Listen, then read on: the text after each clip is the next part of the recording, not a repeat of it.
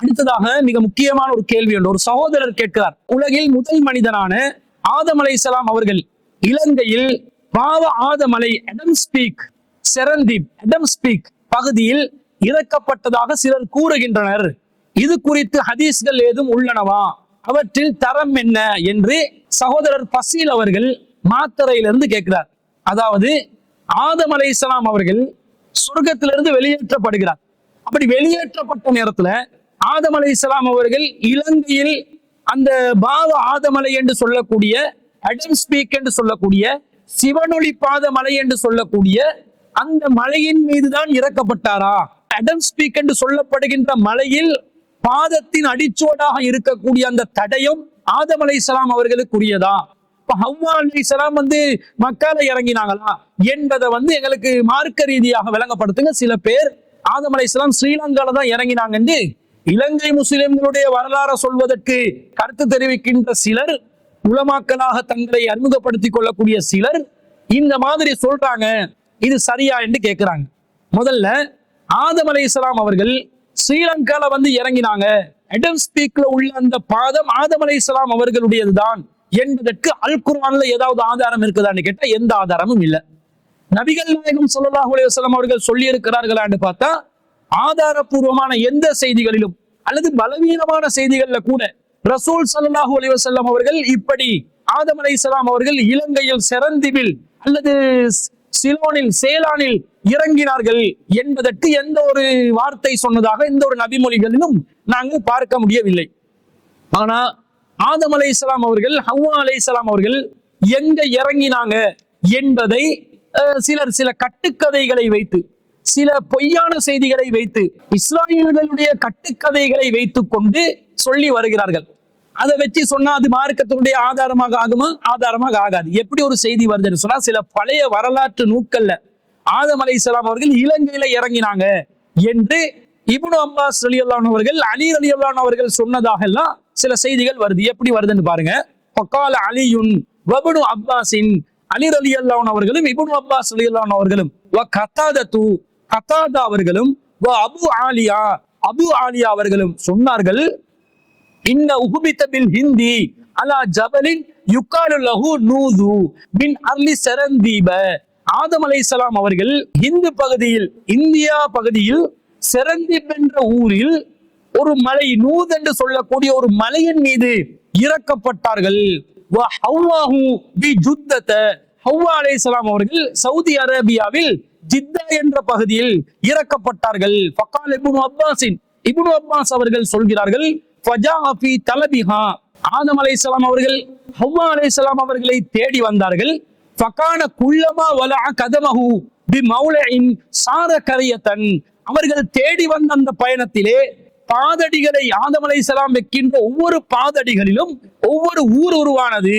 வமா பைன ஹுத்வத்தைஹி மஃபாவிது, அவங்களுடைய 2 பாதங்களை வைக்கின்ற அடிகளுக்கு இடையில் பாலைவனங்கள் இருந்தன.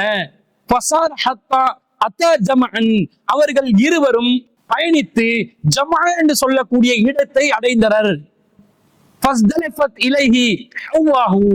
அங்கு ஹவ்வா அலைஹிஸ்ஸலாம் அவர்கள் ஆதம் அலைஹிஸ்ஸலாம் அவர்களை நோக்கி வந்தார்கள்.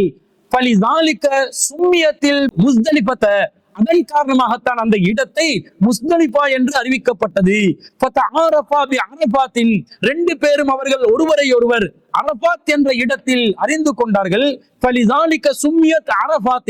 அதனால் தான் அந்த பகுதிக்கு அரபாத் என்று பெயர் சொல்லப்பட்டது. அவர்கள் இருவரும் ஜம்ஐ என்று சொல்லக்கூடிய இடத்தில் ஒன்று சேர்ந்தார்கள். அதனால் தான் அந்த இடத்தை ஜம்ஆ என்று பெயரிட்டார்கள். பைபிள்ல சாத்தானை, இப்லீஸை பாம்பாக, சர்ப்பமாக சொல்வார்கள். இந்த இஸ்ராயீலியாத்திலையும் இந்த பாம்புடைய கதையை கொண்டு வரப்படுது. எப்படி வருது? அஸ்பஹான் என்ற இடத்தில், ஈரானில் ஒரு பகுதியில் தான் பாம்பு இறக்கப்பட்டது. இப்லீஸ் மைசான் என்ற இடத்தில் இறக்கப்பட்டான். வக்கீல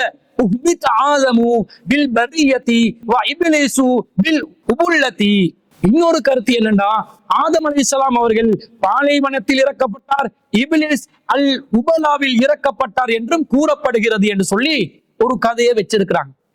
இதுக்கு ஏதாவது அறிவிப்பாளர் வரிசை இருக்குதான்னு கேட்டா அறிவிப்பாளர் வரிசை இல்லை. இந்த கதைக்கு இப்னு அப்பாஸ் ரலியல்லாஹு அவர்கள், அலி ரலியல்லாஹு அவர்கள், கதாதா அவர்கள், அபு ஆலியா அவர்கள் சொன்னதாக வரக்கூடிய இந்த கதைக்கு கூட ஏதாவது ஒரு அறிவிப்பாளர் வரிசை இருக்குதாண்டா அறிவிப்பாளர் வரிசை இல்லை. இது இவங்க எப்படி சொல்லுவாங்க? இவர்கள் சொல்லியே இருந்தாலும் இவர்கள் எப்படி சொல்லலாம்? இது மறைவான ஒரு விஷயமா இல்லையா? ஆதம் அலைஹிஸ்ஸலாம் அவர்கள் எங்க இறக்கப்பட்டார் என்று சொல்லி பிற்காலத்தில் வந்தவர்களுக்கு யாருக்காவது சொல்லலுமா? அல்லாஹ் சொல்ல வேண்டும், அல்லது அல்லாஹ்வுடைய தூதர் சொல்ல வேண்டும். பாலைவனத்துல இறங்கினார் என்று ஒரு கதையும், பாபாத மலையில் இறங்கினார் என்று இன்னொரு கதையும், இந்த கண்ட ஹவ்வா அலைஹிஸ்ஸலாம் அவர்கள் சந்தித்த இடம், ஒன்று சேர்ந்த இடம், அறிந்து கொண்ட இடம் என்று பலவிதமான இடங்களை பத்தி சொல்றாங்களே, இது யாரு சொல்லியிருக்க வேண்டும்? அல்லாஹ் தானே சொல்லியிருக்க வேண்டும். அல்லாஹ்க்கு தானே தெரியும் அவர்கள் எங்கே இறங்கினார்கள் என்று. அல்லது அல்லாஹ் அறிவித்து கொடுத்த ரசூல் ஸல்லல்லாஹு அலைஹி வஸல்லம் அவர்கள் தானே சொல்லி இருக்க வேண்டும். அப்படி அல்லாஹ்வும் ரசூலும் சொன்னதாக ஏதாவது ஆதாரம் வருகிறதா? இல்லவே இல்லை. இல்லை என்றால் என்ன அர்த்தம்? அப்படி சொல்லப்படவில்லை. குர்ஆன் ஹதீஸ்ல வஹீயின் மூலம் இது சொல்லப்பட்ட ஒரு செய்தி அல்ல. இது இஸ்ராயீலியாத்துல வரக்கூடிய இஸ்ராயல்களுடைய, பனு இஸ்ரவேலர்களுடைய, யூத கிறிஸ்தவர்களுடைய கட்டுக்கதைகளில் ஒன்றாகத்தான் இருக்கிறது என்பதை நாங்கள் பார்க்கிறோம். ஆனா இந்த செய்தி இப்னுல் அசீர் அவர்களுடைய அல் காமிலு ஃபி தாரீக் என்று சொல்லக்கூடிய நூல்ல முதலாவது பாகத்துல 35வது பக்கத்துல வருகிறது. ஆனா இந்த செய்தியை சொல்லிட்டு அபூ ஜாஃபர் அவர்கள், அதாவது இமாம் தபரி அவர்கள் என்ன சொல்கிறார்கள்? வஹாதா மாலா யூஸலு இலா மஅரிஃபத்தி சிஹ்ஹத்திஹி இல்லா பி ஹபரின் யஜிஉ மஜீஹல் ஹுஜ்ஜதி. இந்த செய்தி இருக்கிறதே, இதனுடைய உண்மைத்தன்மையை உறுதிப்படுத்தக்கூடிய எந்த ஒரு ஆதாரமும் இல்லை. இது குறித்து உறுதியான ஆதார செய்தி உஜ்ஜா எதுவும் இல்லாததனால இந்த செய்தி ஆதாரத்துக்குரிய ஒரு செய்தி அல்ல. வலா நஅலமு ஹபரன் ஃபீ ذلك غير ما ورد في هبوط آدم بالهندي. இந்த ஆதம் அலைஹிஸ்ஸலாம் அவர்கள் இந்தியாவில் இறக்கப்பட்டதாக ஒரு செய்தி வருகிறதே, இதை தவிர எந்த ஒரு செய்தியும் நமக்கு ஒரு சான்றாக கிடைக்கவில்லை. فإن ذلك مما لا يذفه صحته علماء الإسلام. ஆனா இந்த இந்தியாவில் இறக்கப்பட்டதாக சொல்லப்படுகின்ற செய்தியில கூட அறிஞர்கள் அதனை உறுதிப்படுத்தக்கூடிய விதத்தில் எந்த ஒரு ஆதாரபூர்வமான நிலையிலும் அந்த செய்தி வந்ததில்லை என்று இமாம் தபரி அவர்கள் சொல்லுகின்ற அந்த அடிக்குறிப்பையும் நாங்கள் பார்க்கிறோம். அப்ப என்ன விளங்குது? ஹிந்தி என்று சொன்னா அந்த காலத்துல இலங்கை, இந்தியா எல்லாம் ஒன்றாக இருந்த அந்த அடிப்படையில் இந்தியாவில் சிறந்தி பெற்ற பகுதி என்ற கருத்தில் வருகிறதே, இந்த செய்திக்கு கூட ஆதாரம் எதுவும் இல்லை என்று இமாம் அபூ ஜஃபர் என்று அழைக்கப்படுகின்ற தபரி அவர்கள் சொல்வதை நாங்கள் பார்க்கிறோம். அப்ப ஆதம் அலைஹிஸ்ஸலாம் அவர்கள் இலங்கையில இறங்கினாரு என்பதற்கு ஆதாரபூர்வமான இந்த செய்தியும் இல்லை. அப்படி இருந்தா தான் அதை நாங்க மேற்கோள் காட்டணும். நாங்க இலங்கையோட பூர்வீகத்தை பேசுறோம் என்ற பேர்ல பொய்ய பேசக்கூடாது. நிறைய பேர் என்ன பண்றாங்கன்னா, அது நம்முடைய ஒரு உரிமையாக, மரபாக, நம்முடைய பழமை வாய்ந்த வரலாற்றில் சான்றாக நாம் முன்வைக்கலாம் என்றாங்க. ஆனா மார்க்கத்துல ஆதாரம் இல்லாதோட எப்படி சான்றா முன்வைக்கிறது? மார்க்கத்துல ஆதாரம் கையில இருக்கணுமா இல்லையா? நாங்க முஸ்லிம்கள் தானே, நாங்க உண்மையை மட்டும்தானே பேசணும், பொய்ய பேசலாமா? நமக்கு சொந்தம் இல்லாத ஒன்று, நமக்கு உரிமை இல்லாத ஒன்று, நம்முடையதாக இல்லாத ஒன்று மார்க்கத்துல சாயல் பூசி எப்படி சொல்வது? எப்படி சொல்லலாம்? எடன் ஸ்பீக்காக சொல்லுகின்ற பாவ ஆத மலையில ஆரம்பத்திலிருந்து முஸ்லிம்களுடைய குடியிருப்புகள் இருந்துச்சு, அல்லது முஸ்லிம்கள் வாழ்ந்து வந்தாங்க, இந்த மாதிரி ஏதாவது சான்று இருந்தா சொல்லலாமே தவிர ஆதம் அலைஹிஸ்ஸலாம் இறக்கப்பட்டதாக சொல்லும் போது அது மறைவான விஷயத்துல வந்து சேருது. எப்ப மறைவான விஷயம் என்று வருகிறதோ அது அல்லாஹ் அறிவிக்காம நாங்க எப்படி சொல்லுவோம்? அல்லாஹ் சொல்லித்தராத ஒரு மறைவான விஷயத்தை நாங்களா கண்டுபிடிச்சு சொன்னதாக ஆகுமா இல்லையா? அப்படி சொல்வது மார்க்கத்துல மிகப்பெரிய ஒரு பாவமாக கருதப்படுமா இல்லையா? எனவே மறைவான ஞானத்தை நாங்க கண்டுபிடிச்சு சொல்ற மாதிரி ஒரு மிகப்பெரிய பாவமாக வரக்கூடிய இந்த செய்தியை இனிமேல் முஸ்லிம்கள் சொல்லக்கூடாது. முஸ்லிம்கள் பொய் சொல்லக்கூடாது.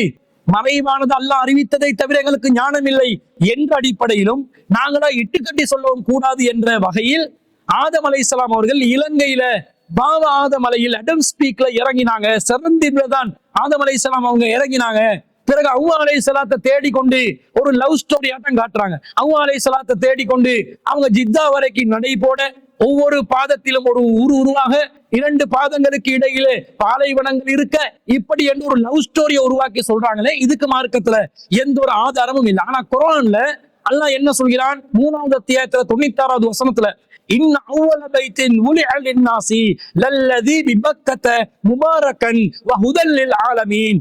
அகிலத்தாருக்கு நேர்வழி காட்டக்கூடியதாகவும் முபாரக்கன் லில் ஆலமீன், மக்களுக்கு அகிலத்தாருக்கு பரக்கத்தாகவும் அல்லாஹ் தஆலா புரிந்து கொண்ட மனிதர்களுக்காக அமைக்கப்பட்ட முதல் ஆலயம் பக்கா என்ற மக்காவில் உள்ள அந்த ஆலயம் தான் என்று அல்லாஹ் இந்த குர்ஆன் வசனத்துல சொல்றான். அப்ப மனித சமுதாயத்தை இறைவனை வழிபடுவதற்காக உலகத்தில் முதலாவதாக உருவாக்கப்பட்ட ஆலயம் காபத்துல்லாவாக இருக்கிறது. காபத்துல்லா தான் இந்த பூமியிலே முதலாவதாக உருவாக்கப்பட்ட வீடு. அந்த வீட்டில தான் இறைவனை வழிபட்டார்கள். அந்த வீட்டை சுற்றிதான் ஆதம் அலைஹிஸ்ஸலாம் அவர்கள், ஹவ்வா அலைஹிஸ்ஸலாம் அவர்கள் வாழ்ந்தார்கள் என்பதுதான் நாம் இந்த வசனத்திலிருந்து நாங்கள் விளங்குகிறோம். இதுக்கு மாற்றமாக 2 பேரும் நீ எங்கே என் அன்பே என்று ஆதம் அலைஹிஸ்ஸலாம் இங்க இருந்து கேட்க, ஹவ்வா அலைஹிஸ்ஸலாம் அங்க இருந்து கேட்க, 2 பேரும் வந்து சந்திச்ச இடத்துக்கு ஒரு பேர், சேர்ந்த இடத்துக்கு ஒரு பேர், அறிஞ்சு கொண்ட இடத்துக்கு ஒரு பேர் என்று இஸ்ராயலியத்தால் உருவாக்கப்பட்ட ஒரு கட்டுக்கதையான காதல் கதையை கற்பனையாக உருவாக்கி சொல்வதை நாங்கள் மார்க்க ஆதாரமாக சொல்லக்கூடாது.